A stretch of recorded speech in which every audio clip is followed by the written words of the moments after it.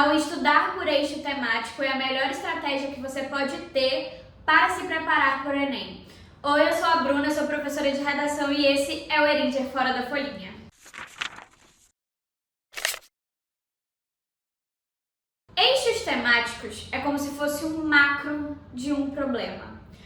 Como você já sabe, porque a gente já discutiu aqui no nosso primeiro vídeo, todo tema de redação é um problema social. Isso significa que nós temos diversos problemas relacionados à saúde, ao meio ambiente, à cultura e assim por diante. Quando a gente compreende essa questão, a gente consegue se preparar muito melhor para a redação. Justamente porque o Enem ele cobra 7 eixos temáticos. Pode cobrar, né? Ei, mas antes de eu te dizer os eixos temáticos, você já se inscreveu no nosso canal? Já deixou o seu like aqui embaixo e já compartilhou com seus amigos esse vídeo para que mais pessoas tenham a estratégia de produzir uma redação pautada em eixo? Se não, anda logo e só depois você dá play.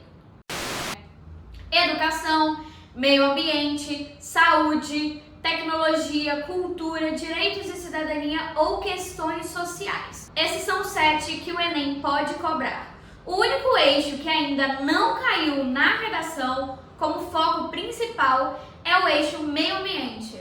Então fica uma dica muito importante que pode vir esse ano, ainda mais que vai ter a COP30, né?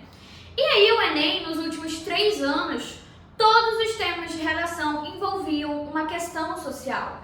A última vez que o Enem cobrou educação, por exemplo, foi em 2017, quando foi sobre desafios para a inclusão de surdos nas escolas do Brasil. Cultura, em 2019, quando foi sobre a democratização do acesso à cultura. Nos últimos anos, quando o Enem cobrou direitos...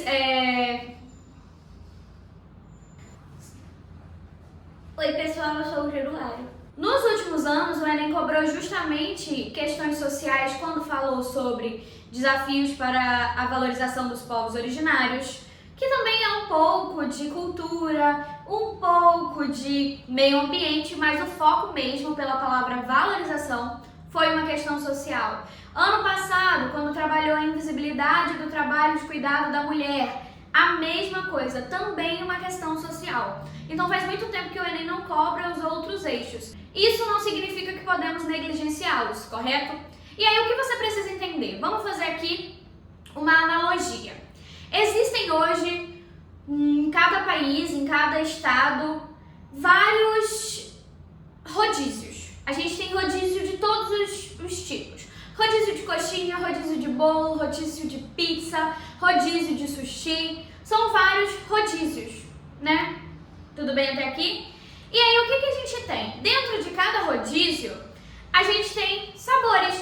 Dentro do rodízio de pizza, eu tenho calabresa, portuguesa, morango, tenho chocolate. Dentro do rodízio de sushi, eu tenho camarão, eu tenho salmão. Então, fazendo uma comparação, é como se os eixos temáticos fossem o rodízio, só que ao invés de sabores dentro de cada eixo, a gente tem problemáticas sociais. Por exemplo, se eu tenho o eixo saúde, pensa comigo, quais os problemas que o Brasil enfrenta relacionados à saúde? Automedicação, gravidez precoce, violência obstétrica, sucateamento do SUS, os perigos da indústria farmacêutica, tudo isso que a gente tem é voltado para as questões de saúde.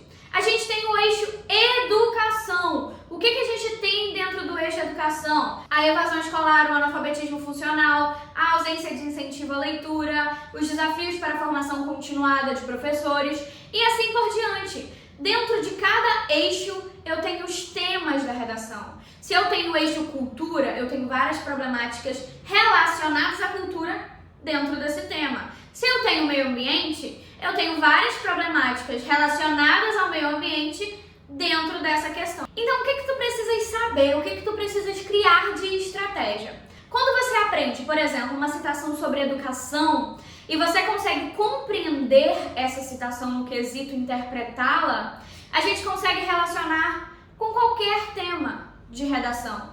Se eu sei uma citação sobre saúde, eu consigo na minha redação usar essa mesma citação em vários temas. O que importa é fazer o uso produtivo. O que é o uso produtivo, hein? A gente já falou sobre isso aqui no canal.